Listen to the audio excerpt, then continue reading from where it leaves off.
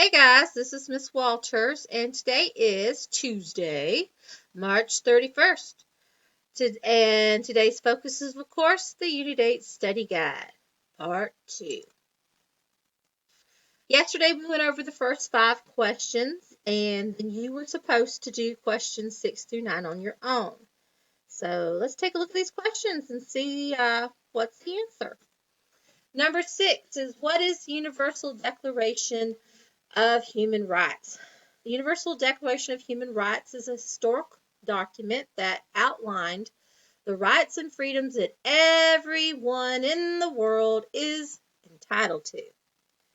And this, of course, was part of the United Nations. The United Nations put this forth, this Universal Declaration of Rights, that everyone is entitled to these rights. It was the very first international agreement, and it was written in 1948. Are the basic principles of human rights. And some of these include the right to fair trial, innocent till proven guilty, right to equality. And these are just a few of them, but they're very similar to what we have, our Bill of Rights. Number 7, what was the Cold War? The Cold War was a long period of tension between the democracies of the Western world and the communist countries of Eastern Europe. And there's a time fluctuation here, but you pretty much put it between the years 1945 to 1991.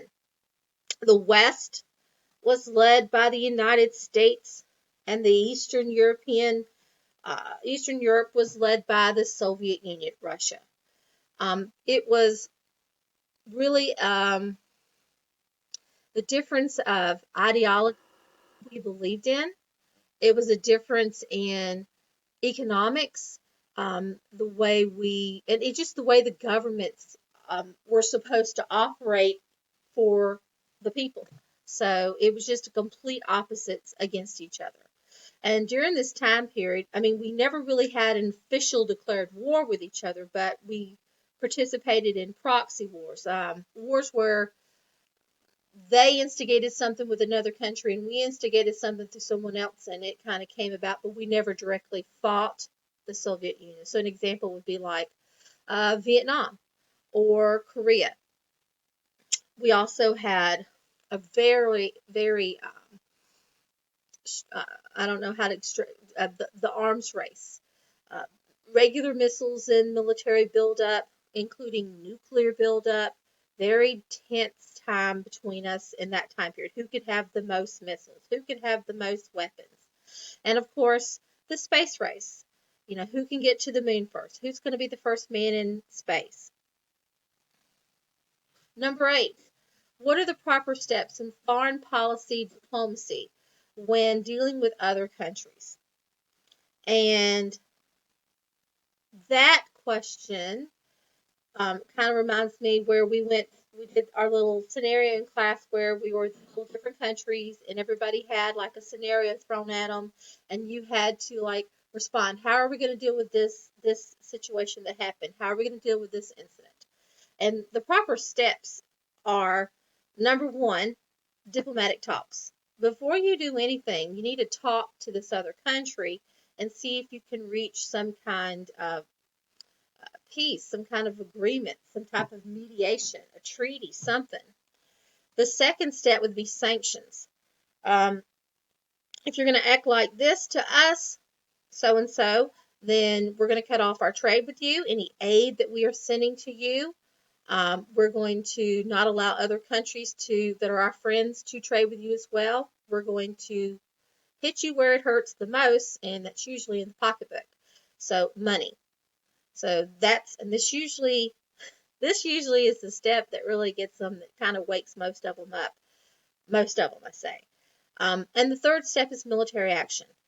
We've gone through step 1. We've tried to talk with this country. Step 2, we have imposed economic sanctions against this country, and it's still not working. Military action would be the last step, and the one that we don't want to take, but we will if we had to. Number 9, what are the powers of each branch of government in foreign policy? So let's start off with the executive branch, which is the one that is the foremost leading branch in foreign policy. The president has the power to appoint ambassadors. He has or she has the power to negotiate treaties. They are the commander in chief. They can send troops up to 60 days out abroad without the approval of Congress. Now, just to specify, you can send them out for 60 days, but at that 60-day point, if Congress has not declared war or given us an approval to stay longer, we have 30 days to remove these troops from wherever they are. If we've decided that we're sending troops into Canada to get their maple syrup, we've got 60 days to be there, but we have to start pulling them back after that time, and we have 30 days to get them back. So really the whole time period is actually 90 days. The president represents the USA to the world. That person is the figure, the face of the United States to the world. Also, under the president, you have the departments of state. Secretary of State is usually the president's face, the president's proxy in visiting other countries. You have the FBI, the CIA, Homeland Security, and other places involved in this as well that's under the executive branch.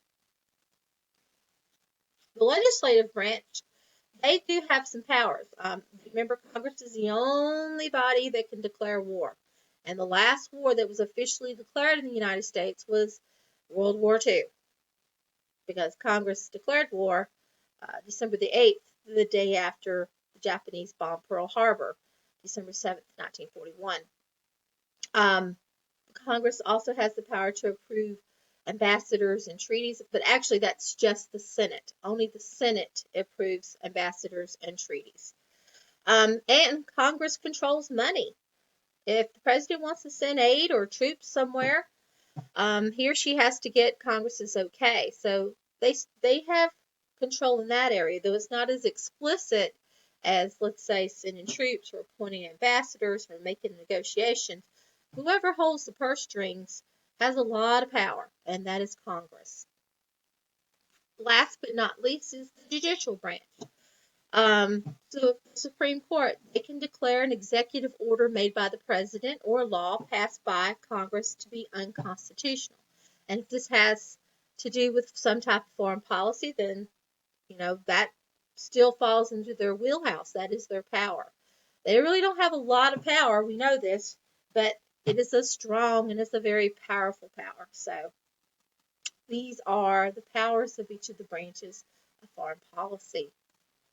Today's assignment is to complete the chart on number 10 in your study guide. And we've seen this chart before. This is international conflicts. We've done this.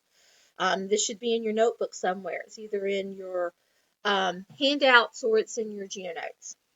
We're going to do World War I together, and then the rest of these are yours to do on your own today. That's your assignment today, is to do the rest of this chart. So when we come and speak again tomorrow, you have it done. So let's take a look at World War I. World War I was between 1914 and 1918. There's a lot of reasons for World War I. One of the biggest reasons was so many alliances, backdoor alliances between these European countries that kind of just set them up for, instead of alliance making us stronger, it kind of dragged us in Europe into situations that we could have avoided if we hadn't been so entangled with these other countries. But also, we had the most direct cause for World War I was the assassination of Archduke Ferdinand, who was the heir to the throne of Austria-Hungary. And he was killed in August 1914 by a Serbian student who was being funded by Russia. So,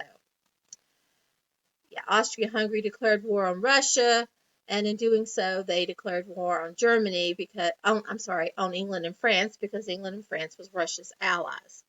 And then Germany was Austria-Hungary's allies, as was Turkey. And these are our players. Germany, England, Austria-Hungary, France, Russia, Turkey, and of course, us.